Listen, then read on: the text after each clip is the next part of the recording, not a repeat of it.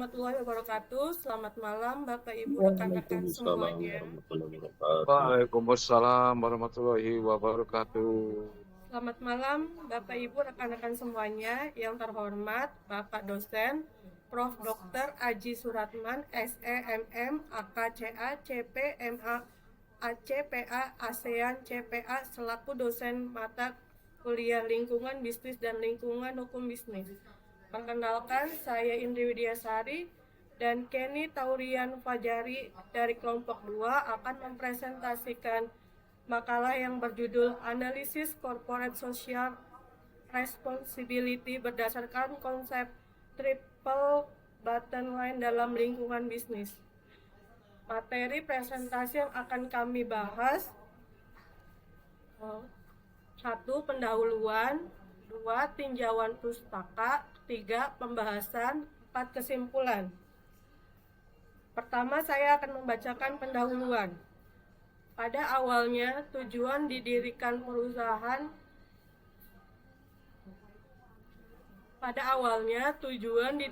perusahaan hanya berorientasi pada laba untuk meraih keuntungan sebesar-besarnya, sehingga memicu terjadinya eksploitasi akan sumber daya semakin tinggi, tanpa memperhatikan dari berbagai aspek sosial dan lingkungan. Makalah ini bertujuan untuk mengetahui corporate social responsibility sejauh mana konsep triple bottom line berpengaruh terhadap kinerja perusahaan. Konsep mengusung pendekatan holistik dalam pengambilan keputusan dengan mempertimbangkan 3 pilar utama, yaitu profit, people, dan planet. 4 poin dalam pembahasan ini. 1. Bagaimana strategi dalam menghadapi perubahan lingkungan bisnis global. 2. Melakukan pendekatan sustainable development reporting dalam berbisnis.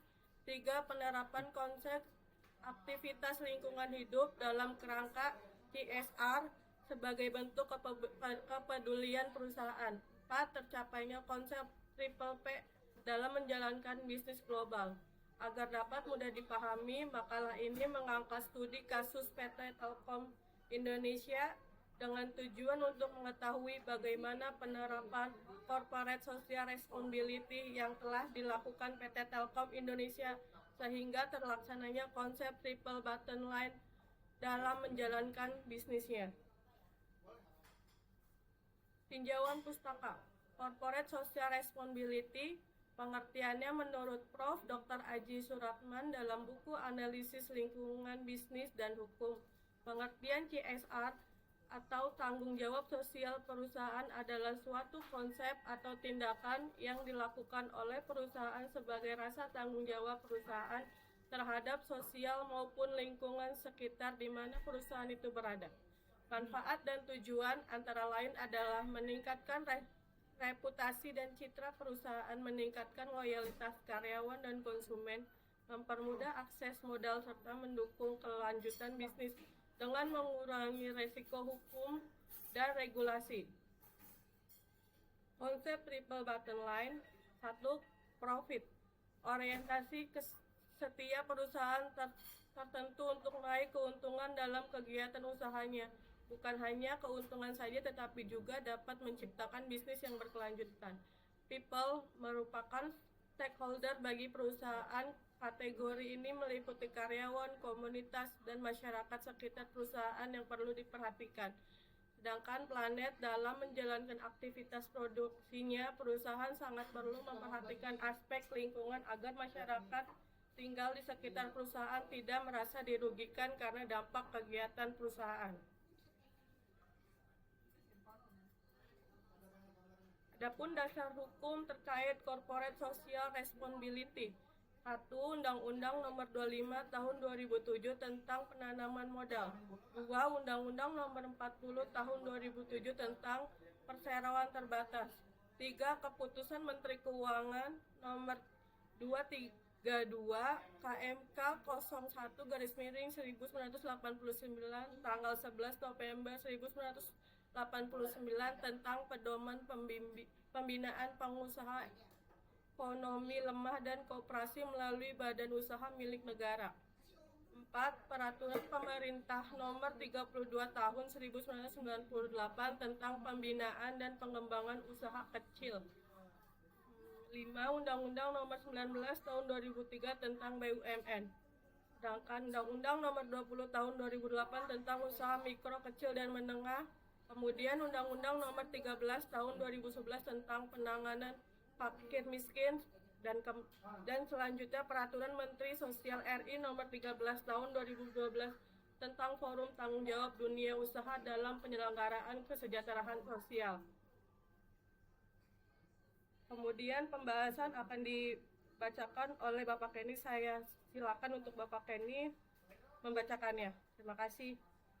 Terima kasih Mbak Indri.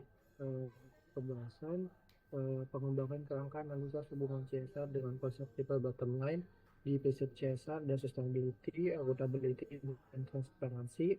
Tujuan CSR itu untuk di sisi ekonomi untuk make profit, hukum obey to the law, etis be ethical, philanthropist to be good citizen. Hubungannya ini digunakan untuk mengetahui bagaimana penerapan CSR terhadap Indonesia. Lalu manfaat CSR-nya ada internal dan eksternal. Penerapan CSR-nya ada tahap perencanaan, pelaksanaan, evaluasi, pelaporan, konsep triple bottom line, profil, people, planet untuk mengukur pemenuhan komitmen berkelanjutan oleh PT Telkom Indonesia. Analisis CSR dalam penerapan konsep triple bottom line di PT Telkom. Prinsip pelaksanaan CSR-nya sejalan dengan berkomitmen untuk membangun masa depan yang berkelanjutan melalui penerapan prinsip ESG, Environmental Social Governance, dengan fokus untuk menciptakan nilai jangka panjang yang memberikan dampak positif bagi masyarakat dan lingkungan melalui solusi dan layanan inovatif. Tujuan pelaksanaan CSR untuk turut serta meningkatkan kesejahteraan masyarakat di wilayah Indonesia dari Sabang sampai Merauke. Lalu manfaat pelaksanaan CSR-nya untuk meningkatkan brand image dan pertumbuhan perusahaan dengan menambah nasabah-nasabah baru melalui proses penyaluran dana CSR. Penerapan pelaksanaan CSR-nya kontribusi perusahaan dalam pengembangan komunitas dan masyarakat diwujudkan melalui program-program CSR dengan paradigma Telkom ada untuk Indonesia, tumbuh dan berkembang bersama-sama masyarakat Indonesia dengan berfokus pada 7 pilar, yaitu pendidikan, kesehatan, kebudayaan dan keadaban, kemitraan lingkungan, layanan umum, bantuan kemanusiaan, dan bencana alam. Pelaksanaan konsep triple bottom line deficit profit, tata kelola yang kuat, menjadikan Telkom jadi evaluate all business dengan meningkatkan daya saing, membuat kepercayaan pemangku kepentingan, dan memastikan berkelanjutan jangka panjang. Dengan prinsip ini, transparansi, akuntabilitas, dan kepatuhan sebagai salah satu BUMN terbesar Indonesia bergerak di bidang telekomunikasi. PT Telkom memiliki jumlah pelanggan lebih dari 200 juta, pemegang saham terbesar 52,09% dimiliki oleh pemerintah Indonesia, dan 47,91% dimiliki oleh publik. Tata kelola Telkom Group mencakup 3 pilar utama, yaitu kepatuhan regulasi, praktis bisnis beretika, serta keamanan cyber dan perlindungan data, yang memastikan kepatuhan hukum, integritas operasional, dan pelindungan data. Selain topik material tersebut, Telkom juga mengungkap aspek material seperti rantai pasok yang bertanggung jawab. Dari sisi people, Telkom Group berkomitmen untuk memperdayakan karyawan, pelanggan, serta masyarakat sebagai bentuk praktik bisnis yang bertanggung jawab.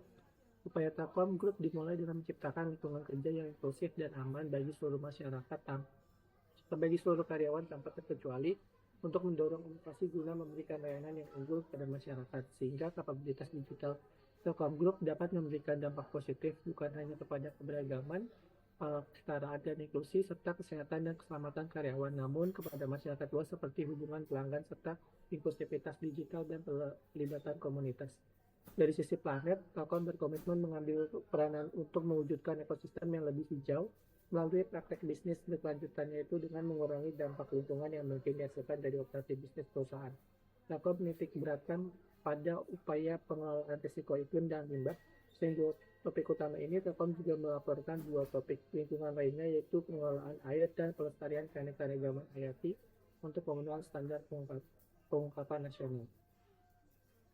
Kesimpulannya, dari hasil penerapan CSR Corporate Social Responsibility yang dilakukan oleh PT Telkom telah dilaksanakan konsep triple bottom line, yaitu Profit, People, Planet, dapat disimpulkan berdasarkan konsep profit memiliki jumlah pelanggan Telkom terbanyak di Indonesia, serta tata kelola ini berdasarkan pada prinsip transparansi, akuntabilitas, dan kepatuhan yang bertujuan untuk meningkatkan daya saing, memperkuat kepercayaan pemangku kepentingan, dan memastikan berkelanjutan jangka panjang berdasarkan konsep people, memanfaatkan kekuatan digital untuk menjadi perusahaan yang bertanggung jawab, berawal dari kesejahteraan internal hingga menciptakan manfaat sosial bagi komunitas yang lebih luas secara eksternal.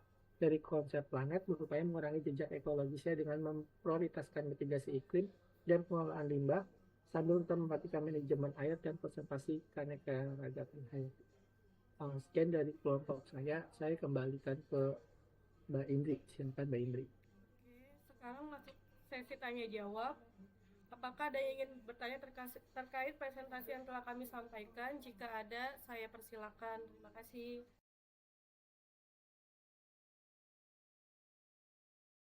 Boleh tanya. Boleh, Bapak? Terima kasih.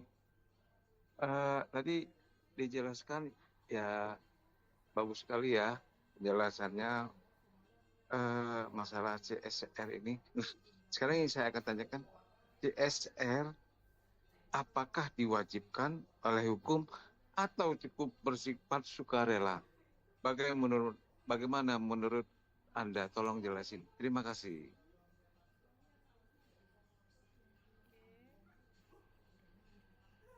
Oke, menurut kami, terima kasih Pak Hajat atas pertanyaannya.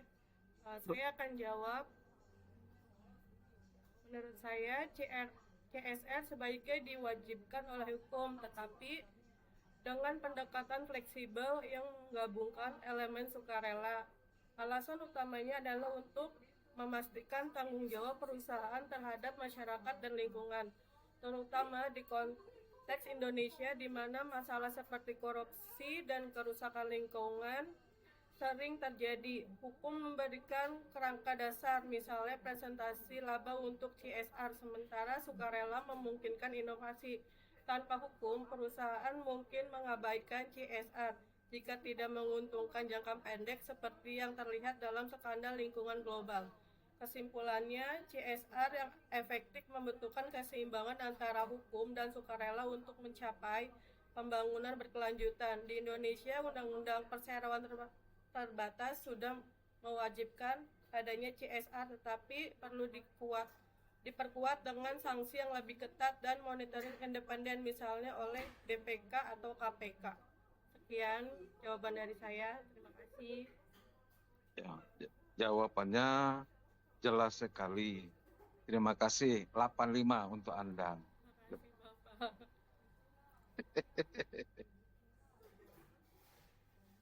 Ada lagi yang ingin bertanya? Izin bertanya rekan-rekan, Boleh. menurut kalian bagaimana sih pengaruh penerapan CSR terhadap reputasi dan kepercayaan publik terhadap perusahaan? Terima kasih. Oke, Mbak Indri, terima kasih pertanyaannya. Menurut kami dan penerapan CSR tadi terhadap reputasi dan kepercayaan publik terhadap perusahaan, itu ada pengaruh negatif sama pengaruh positif. Untuk di sisi pengaruh positif terhadap reputasi dan kepercayaan publik, yang pertama itu meningkatkan citra merek perusahaan yang aktif dalam CSR seperti donasi pendidikan dan lingkungan sering dilihat sebagai baik hati dan tanggung jawab. Contohnya Coca-Cola dengan program air bersih di lingkungan di Indonesia dan meningkatkan reputasi sebagai perusahaan yang peduli sosial dan menarik lebih banyak konsumen. Lalu mendorong loyalitas konsumen, lalu juga bisa menarik investor dana dan talenta dan mengurangi risiko krisis. Dari sisi negatif atau tantangannya, itu ada risiko brainwashing.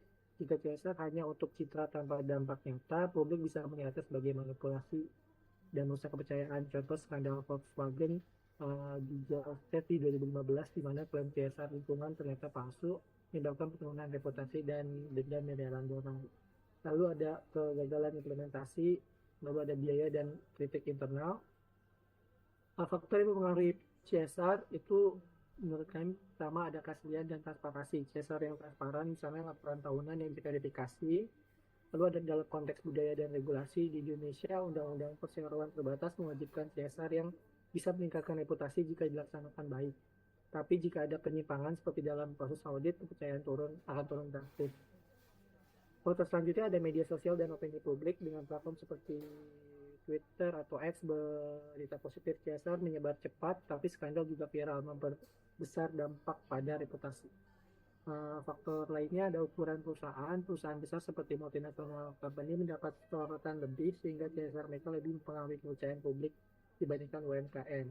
Kesimpulannya, bisa kami simpulkan penerapan CSR yang efektif dan tulus dapat meningkatkan reputasi dan kepercayaan publik dengan membangun citra positif, loyalitas, dan ketahanan terhadap krisis. Namun, jika tidak autentik, bisa berbalik merusak seperti dalam kasus penyimpangan yang terungkap dalam audit. Untuk perusahaan di Indonesia, fokus pada CSR yang sesuai dengan kebutuhan lokal, misalnya lingkungan dan sosial, akan memberikan manfaat maksimal.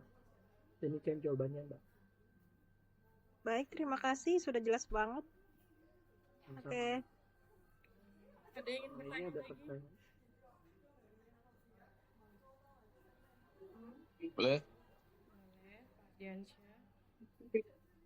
Tadi sudah dijelasin ya tentang CSR itu apakah dia kewajiban atau dia efektivitasnya. Jadi terakhir saya mau nanya, jadi sebenarnya CSR itu apakah dia itu kewajiban moral, apakah dia itu kewajiban moral atau CSR itu sebenarnya strategi bisnis gitu. Bagaimana pendapat kelompok ini dan minta penjelasannya. Terima kasih. Terima kasih Pak Diansyah. Menurut kami, corporate social responsibility ini lebih merupakan strategi bisnis daripada tanggung jawab moral murni. Meskipun ada elemen moral di dalamnya, CSR seringkali diimplementasikan oleh perusahaan sebagai alat untuk mencapai tujuan komersial, seperti peningkatan profitabilitas jangka panjang. Alasannya itu bisa kami jabarkan. Yang pertama, CSR sebagai strategi bisnis itu untuk manfaat ekonomi yang terukur. Banyak perusahaan menggunakan CSR untuk membangun citra positif yang pada akhirnya meningkatkan penjualan dan loyalitas pelanggan. Lalu alasan kedua itu pengaruh terhadap reputasi dan resiko. Dalam area media sosial dan separatis, hal seperti yang dialami Volkswagen dapat merusak reputasi secara permanen. CSR membantu mengurangi resiko ini dengan membangun kepercayaan stakeholder. Lalu alasan ketiga, persaingan dan diferensiasi pasar. Di pasar-pasar yang kompetitif, CSR menjadi alat diferensiasi perusahaan seperti Starbucks atau Coca-Cola menggunakan program CSR, misalnya inisiatif keberlangsungan dan pendidikan, untuk membedakan diri dari pesaing yang pada akhirnya mendukung pertumbuhan bisnis. Mbak Indri mungkin mau dijelasin dari sisi moral. Elemen moral yang ada tapi tidak dominan. Meskipun demikian, CSR memiliki dimensi moral seperti kontribusi pada kesejahteraan masyarakat atau lingkungan yang didorong oleh moral etis atau tekanan dari kelompok advokasi. Namun ini seringkali sekunder. Perusahaan jarang melakukan CSR tanpa harapan manfaat bisnis.